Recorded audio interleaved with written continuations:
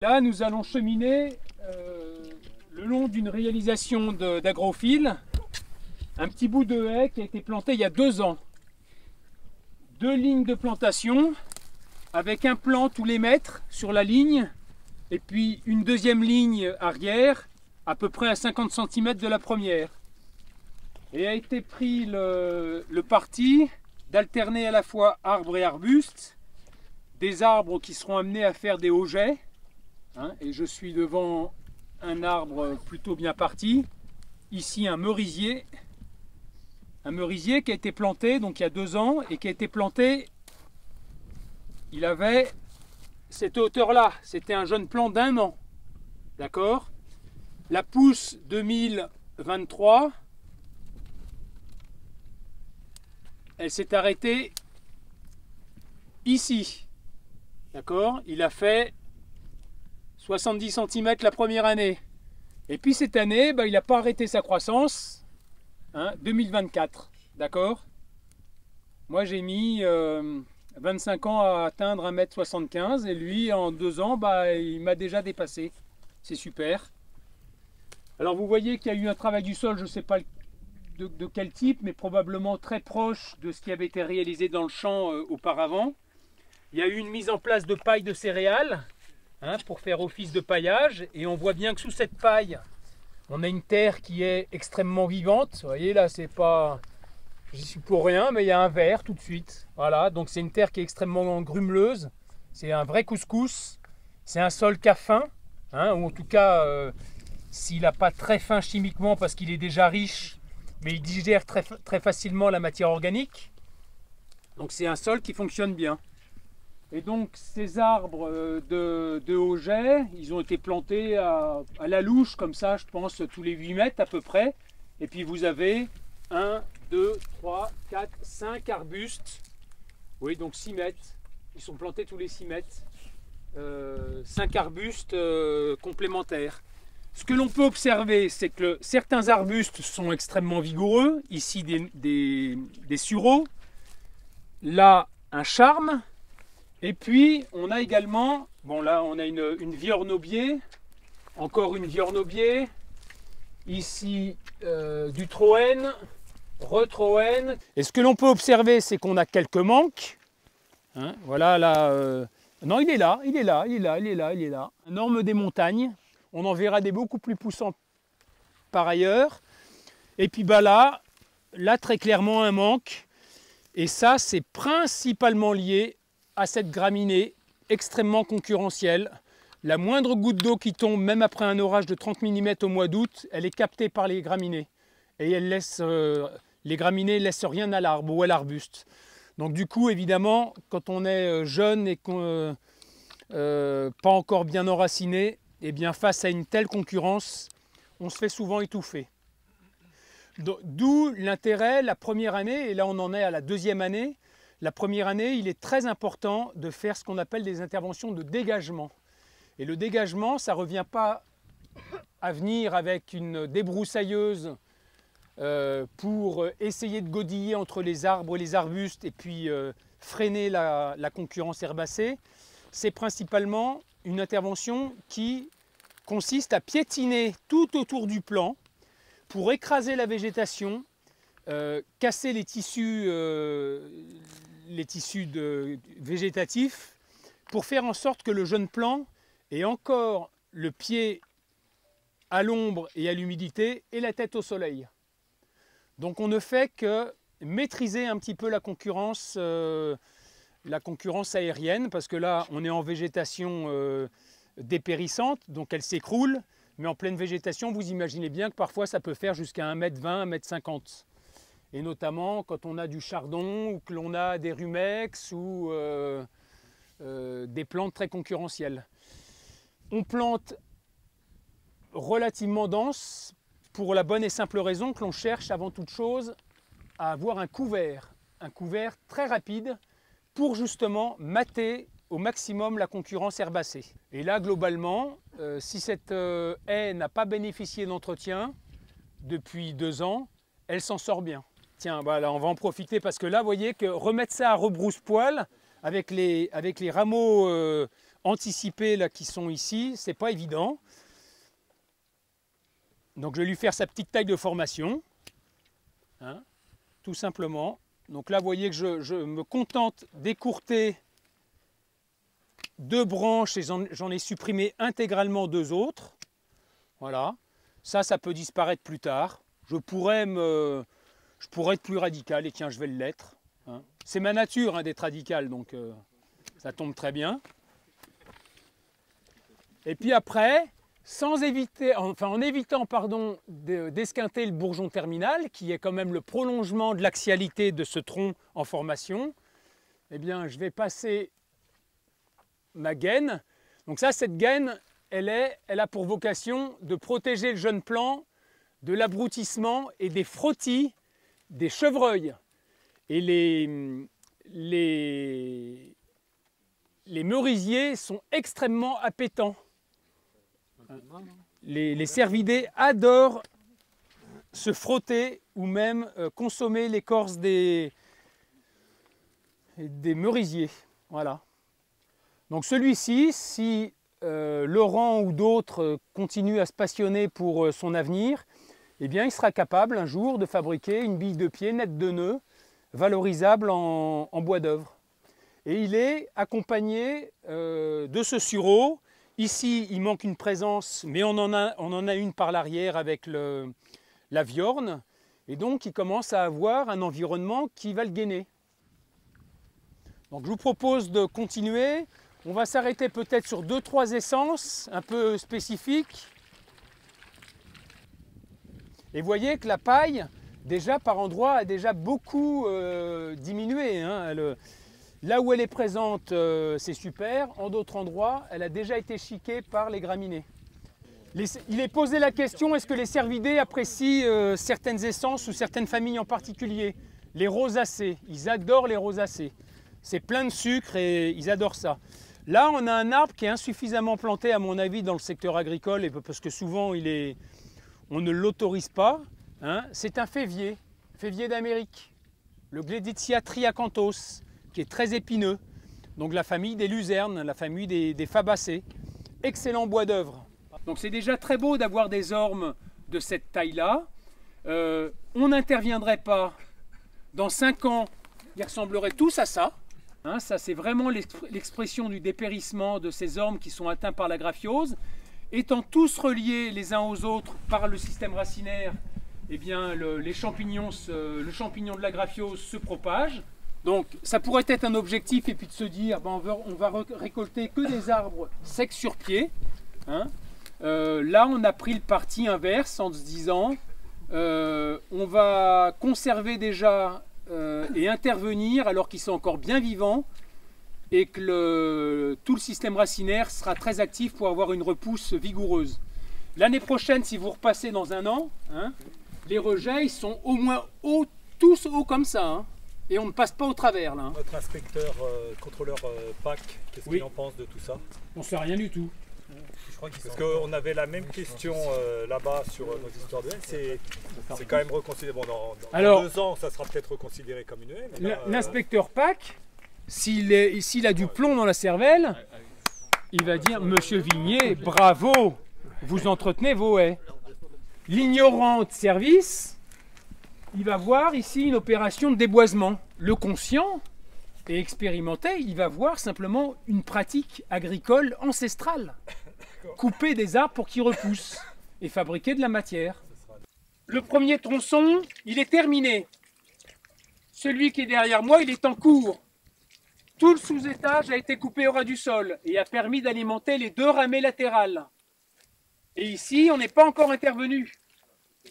Donc on a le sous-étage, ça c'est la haie d'origine. On fauche une partie, on garde une réserve et seulement 3 ans après on tourne. Alors, de faire, la gestion différenciée. Parce que là j'ai vu un nid par exemple. Pour l'avoir connu cette haie il y a 3 ou 4 ans quand elle était encore pleine, bah voilà, on a vu des passereaux qu'on voit rarement, etc. Moi j'avoue que le premier truc c'est de voir tout araser d'un coup en fait.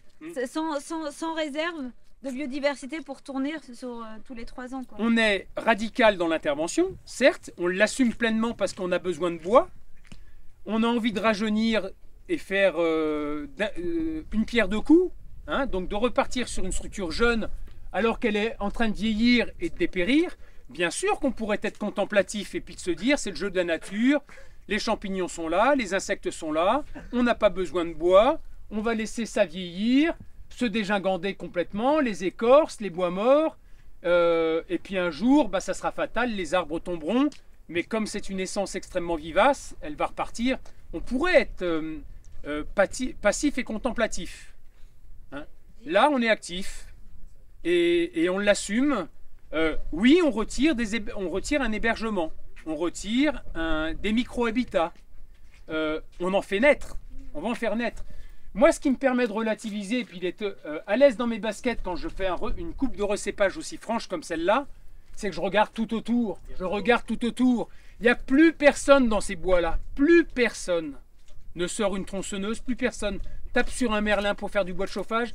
Et donc, du potentiel pour la biodiversité qui vieillit sur pied, mais il y en a à la pelle.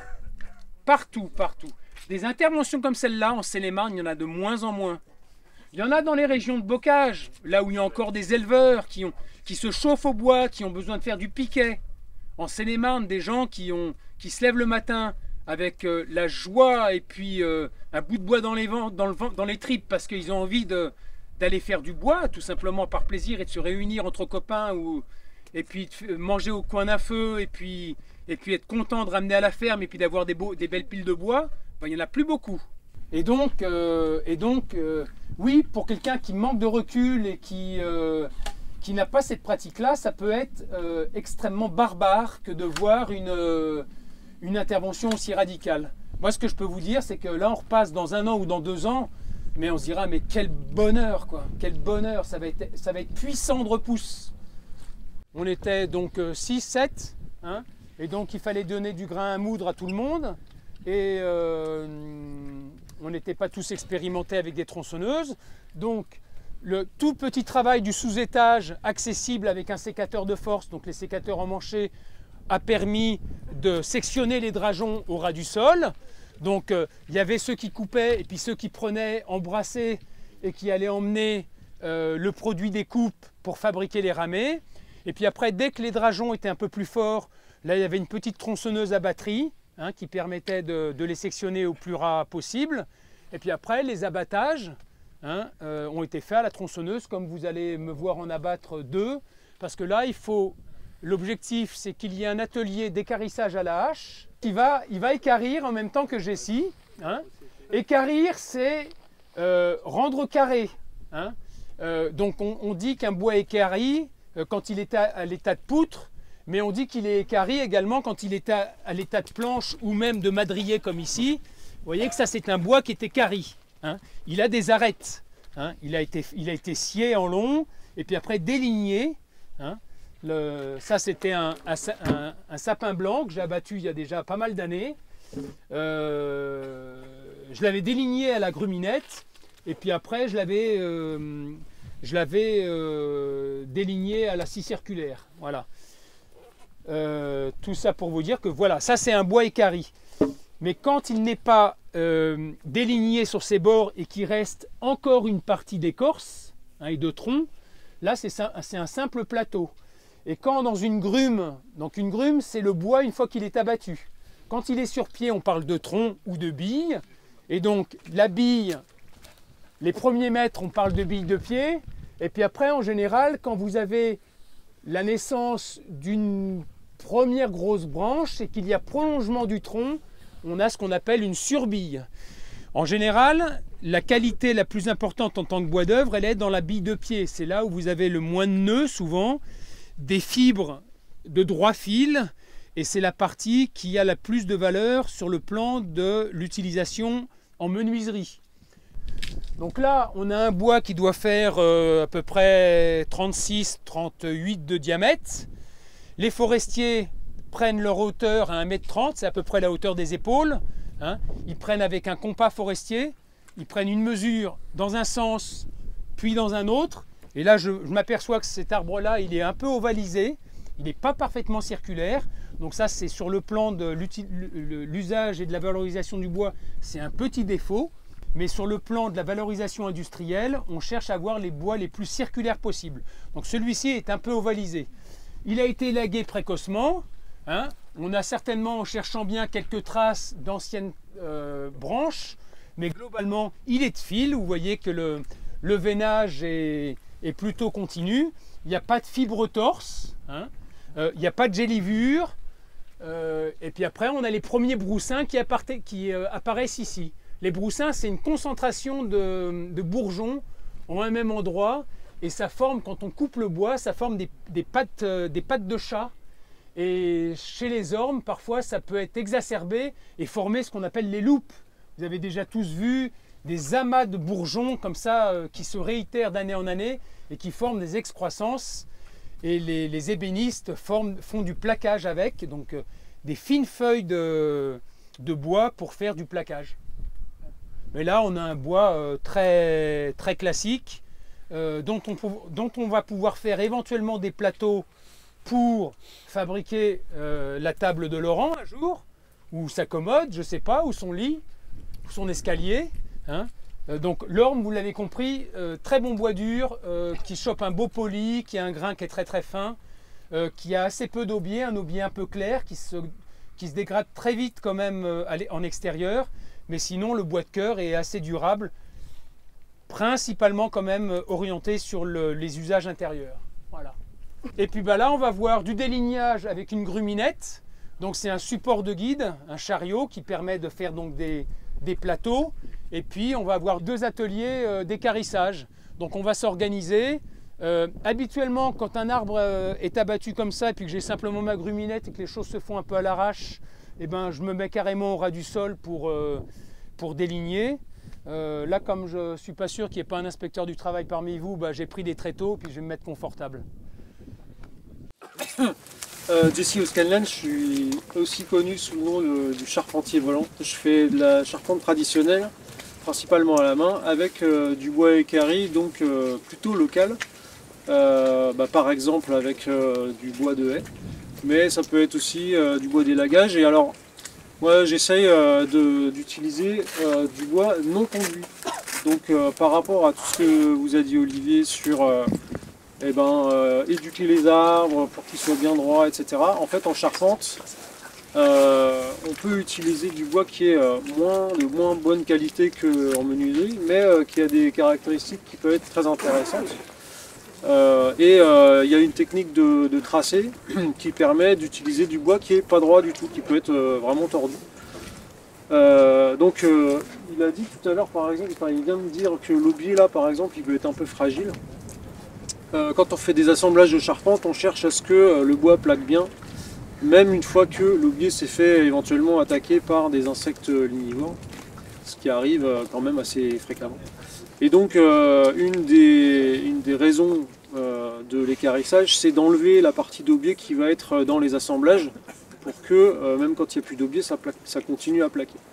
Donc on essaye d'en enlever le moins possible pour conserver les caractéristiques structurelles et la solidité du bois, de la grume, parce que en effet, plus on en enlève, plus l'arbre il va perdre en solidité. Et il y a une autre caractéristique aussi, c'est que là on parle de bois de brin, c'est-à-dire que c'est un tronc égale une poutre. Du coup, par rapport à ça là par exemple, là-dedans il n'y a pas le cœur. Si on regarde, je crois que non, il n'est pas là. Et donc, vous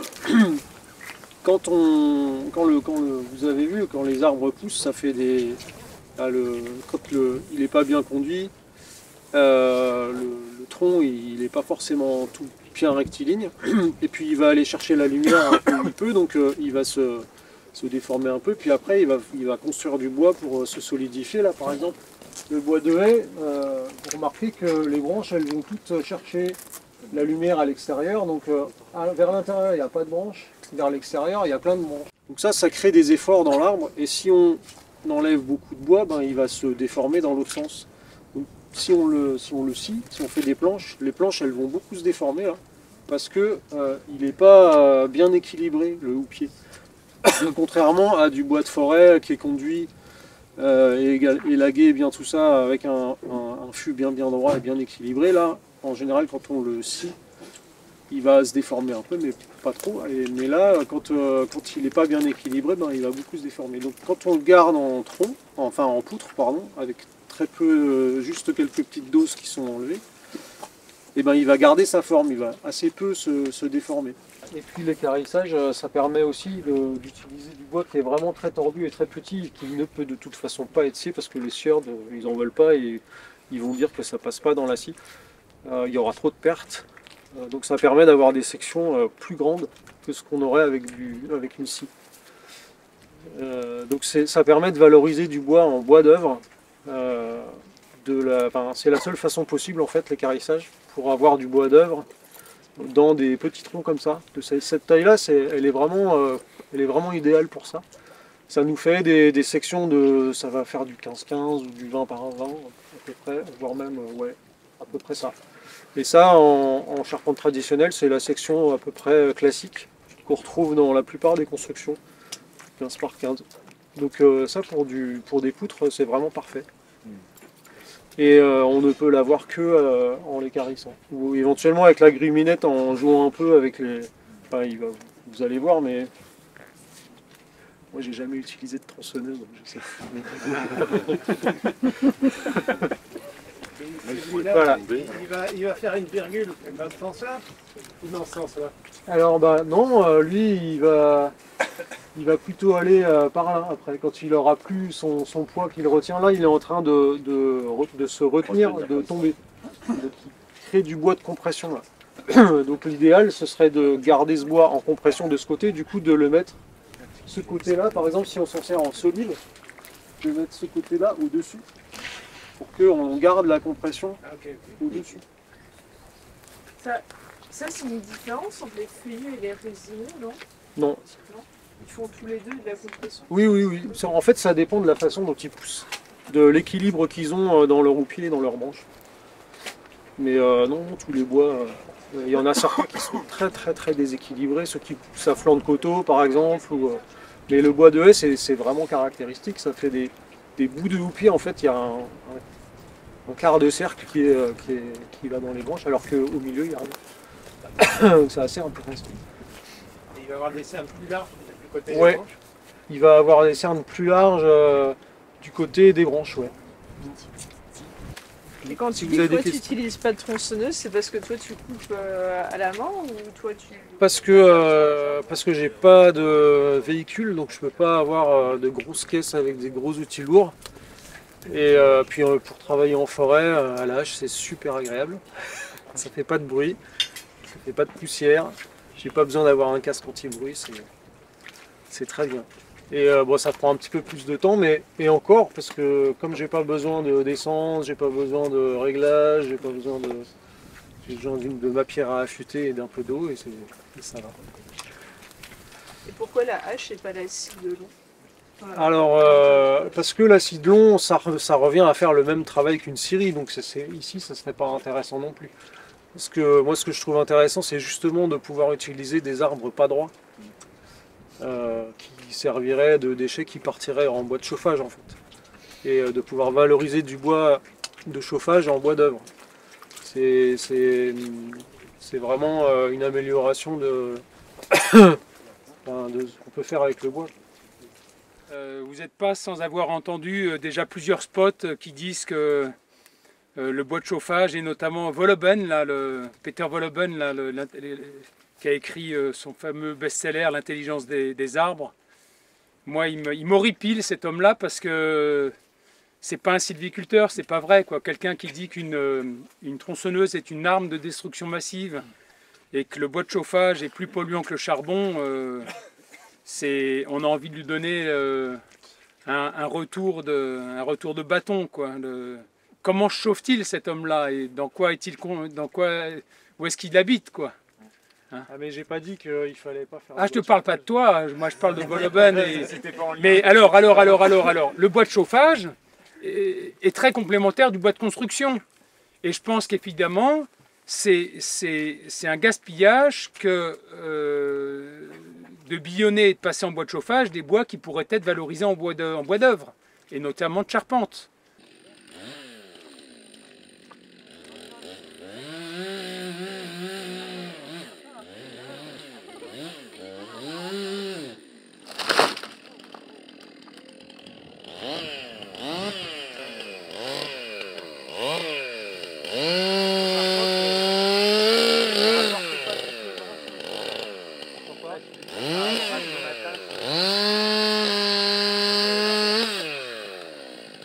On aurait pu recréer une haie en assemblage.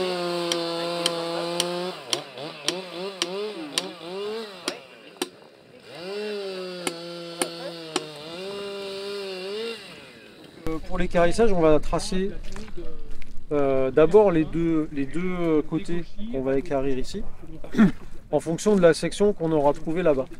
Ce ne sera pas tout de suite la peine de dessiner le rectangle complet ici, parce que ici c'est plus grand que là-bas, donc on a de la marge. On va pouvoir décider, une fois qu'on aura taillé les deux premiers côtés, on va la retourner et c'est à ce moment-là qu'on va dessiner ces deux côtés-là. Là-bas on peut trouver déjà la section, donc pour trouver la section, on va se prendre un petit fil à plomb. Sachant que c'est quand même pas l'outil idéal. Là. Parce que l'épaisseur de ma chaîne Voilà, un fil à plomb, transforme une équerre. adapté à du long. Il y a D'accord, ben voilà, on peut tracer dans ta main et donc les deux côtés verticaux, on les trace jusqu'au bout, jusque là, enfin jusqu'à l'écorce. Et t'as de l'encre? Ah mais lui il a beaucoup d'aubier. Il va jusque là l'aubier. C'est tout ça. Donc là on va l'utiliser en intérieur et puis huiler tout ça pour protéger, pour peut-être que ça va pas être, on va pas le... Si on voulait l'utiliser en charpente, on garderait que le bois de cœur là. C'est beaucoup trop de pertes. Donc il y aura de l'aubier même dans les assemblages. Donc là maintenant il faut essayer de le tracer assez proprement avec le fil à plomb et l'équerre. Ah oui, d'accord, on commence par la verticale. Tu commences par une verticale où tu veux. Dis-moi si ça te plaît. Je pense que tu peux te décaler un tout petit peu. Style-là. Attention, parce qu'on a un paquet de contrôleurs des travaux finis tout autour. Hein.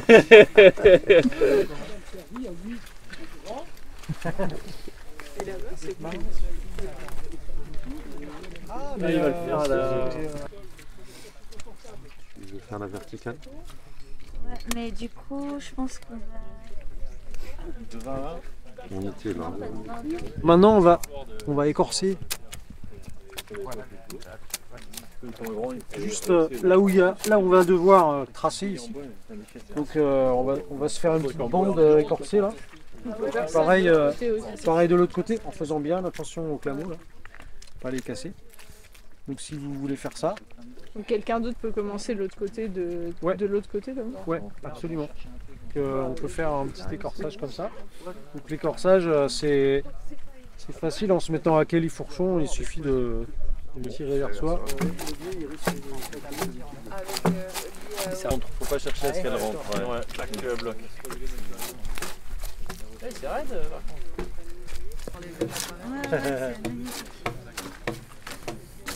Ok.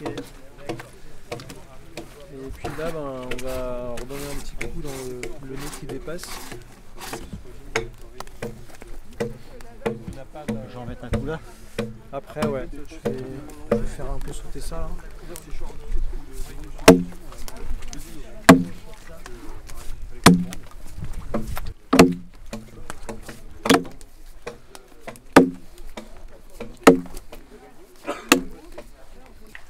un autre costaud avec moi. 2, 3. Voilà. Voilà. On va le mettre sur son plat. Il est un petit peu ovale, mais on peut faire ce qu'on veut. On peut faire un linteau de porte, on peut faire, mais bon, moi je trouve c'est un peu dommage dans un bois de cette qualité. Vous verrez quand il sera tranché. Bon, bien sûr qu'il aura des défauts parce que je les vois ici apparents, hein, mais Si on a envie de faire un plateau de table un jour, on peut faire un plateau de table.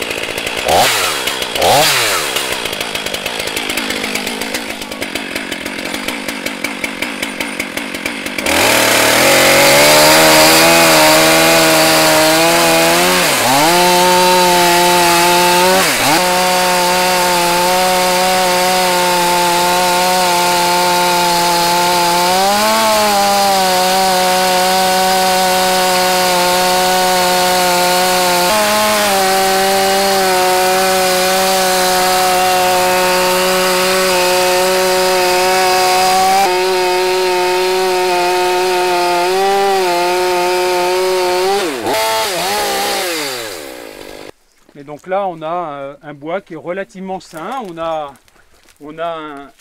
un nœud qui est pourri ici. Sinon, tout le reste, c'est des bois qui sont sains. Hein. Alors là, vous ne vous en rendez pas compte, mais un bois comme celui-ci, sec, et puis poncé, et avec une huile dessus, c'est magnifique. Hein. Donc là, on va... La décoloration, là, c'est pas grave. Ah bah ça, c'est simplement l'aubier, en fait. Vous avez, plus on va descendre, plus le bois va être coloré. Là, il est encore très clair. C'est vraiment la partie extérieure du bois.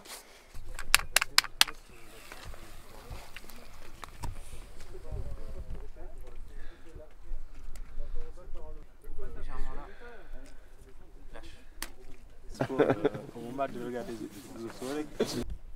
Et vas-y.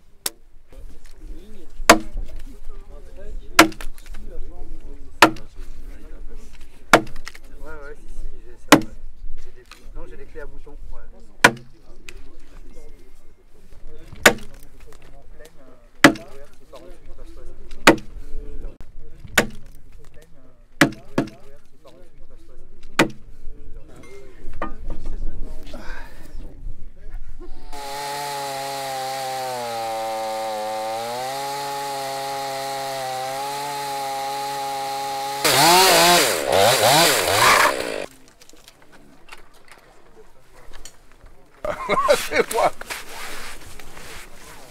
Et là, on commence à lui rentrer dans le cœur. En termes de qualité, hein, on est dans une qualité à peu près homogène jusqu'ici. Hein. Après, on a, vous voyez, des bois qui sont plus figuratifs avec la présence des anciennes branches, tous ces nœuds. Ça dépend ce qu'on a envie de faire.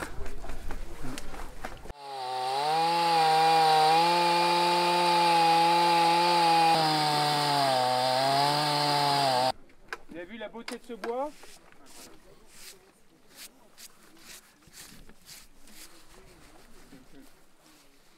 Il y a une filature à voir.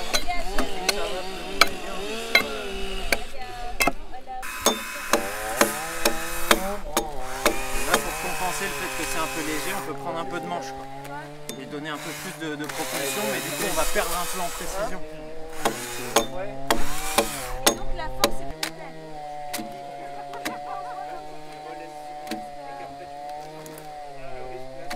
Donc, premier truc, tu ramènes. C'est que ta main droite qui bouge. Ensuite, tu pousses en rejoignant les deux mains. Voilà.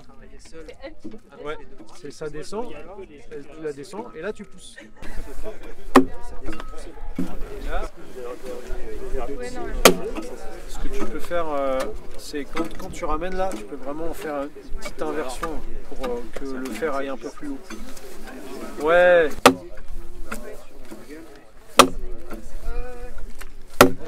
Et là, je vais jusqu'à vous. Et là, ben, je pense que c'est pas mal. Là.